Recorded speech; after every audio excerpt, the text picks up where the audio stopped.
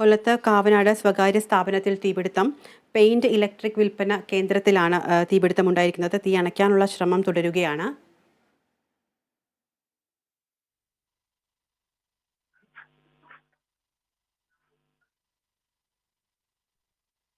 വിവരങ്ങളുമായി രാജീവ് ചേരുന്നുണ്ട്. രാജീവ്, എന്താണ് സംഭവിച്ചത്? എപ്പോഴാണ് ഇത്തരത്തിൽ തീപിടുത്തം ഉണ്ടായത്?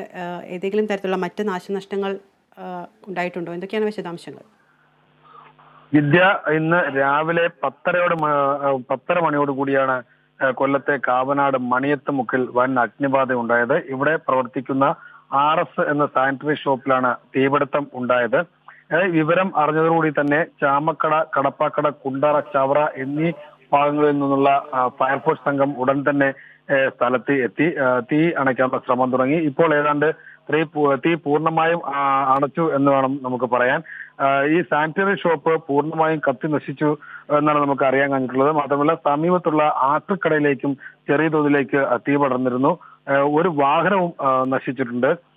ഈ ദേശീയപാതയിൽ ഇതുമായി ബന്ധപ്പെട്ട് ദേശീയപാതയോട് ചേർന്നാണ് ഈ ഷോപ്പ് ഉള്ളത്. അതുകൊണ്ട് തന്നെ ദേശീയപാതയിൽ ഏറെ നേരം ഗതാഗത തടസ്സമുണ്ടായി. ഏതാണ്ട് കോടികളുടെ നഷ്ടമാണ് ഇപ്പോൾ പ്രതീക്ഷിക്കുന്നത്. വിദ്യ. ശരി രാജീവ്, വ്യക്തമാണ്. കൊല്ലം കാവനാട് സ്വകാര്യ സ്ഥാപനത്തിൽ തീപിടുത്തം. പെയിന്റ് ഇലക്ട്രിക് വിൽപ്പന കേന്ദ്രത്തിനാണ് തീപിടിച്ചിരിക്കുന്നത്. തീ അണയ്ക്കാനുള്ള ശ്രമങ്ങൾ തുടരുകയാണ്. വിവരങ്ങൾ നൽകിയത് രാജീവാണ്.